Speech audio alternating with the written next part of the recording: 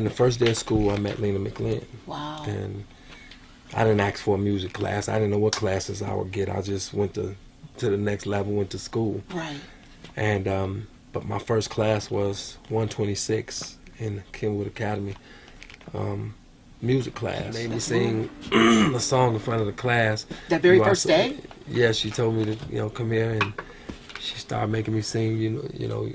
You are so beautiful.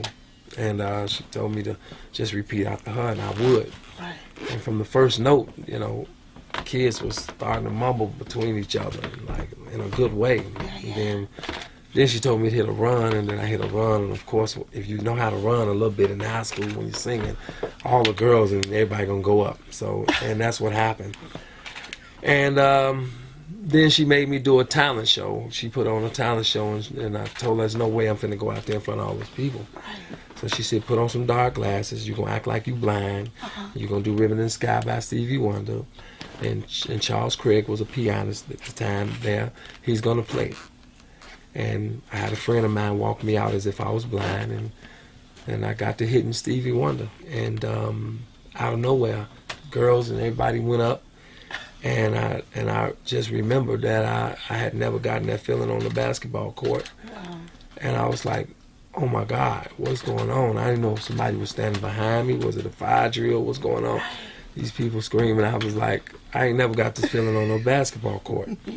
So I decided that day, my spirit, my soul, my DNA, everything switched. And life as I knew it was never the same again. Thanks to Miss McLean. I got up enough money to, but even before that, I ended up hitchhiking to LA at some point. Okay. And I got to LA, and then I lived on Venice Beach. Were you still a teenager? No, I was about 19, something like that. Yeah. Lived on Venice Beach. I mean the sand part. Yes. And as a street performer, I would sleep up under the bleachers, Uh-huh. and then I would get from under the bleachers in the day and play basketball, and then, but every day I was keeping in touch with Miss McLean. Every other day I would call her. That was my question. You were still in touch with her. Mm-hmm. Wow. Mm-hmm. And she started telling me and teaching me about the depth of struggle and how it determines the height of your success, and how you're gonna go through some things. You're in the mountains right now, and you gotta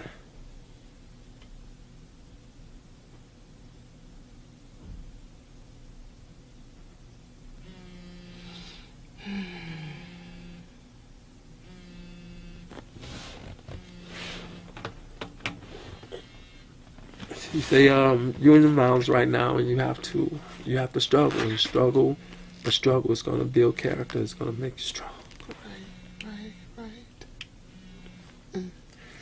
She used to tell me, get ready, because this is nothing compared to what you're going to go through once you reach the top of the mountain. Wow. So, well, there's one thing about Miss McLean that makes her the greatest human being, on the planet of the earth, is that she don't complain. Yeah. She really never asked me to do nothing. She was just telling me how these people, man, they trying to get me out of here in the building and my apartment, and the other, and the lawyers and everything, and then and it would be a conversation piece. It wouldn't be a like oh man, it's going down like that. What you want me to do? I got you. Right. But then I started finding out about it. People, so I started hearing about it. Yeah.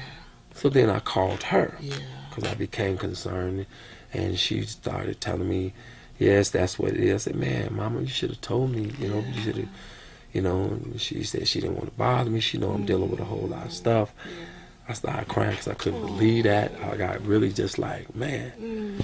I said, you made me. I'm your son. I'm like, my duty is to be there for you, just like you've been there for me in any way I can. So, well, like any son to a mother, no son can bear the thought of his mother being put out of anything, and I'm no different, I'm just as human as that, and when I heard it, like I say, I would go through, as my uncle used to say, hell with gasoline draws on before I let that happen. I got you.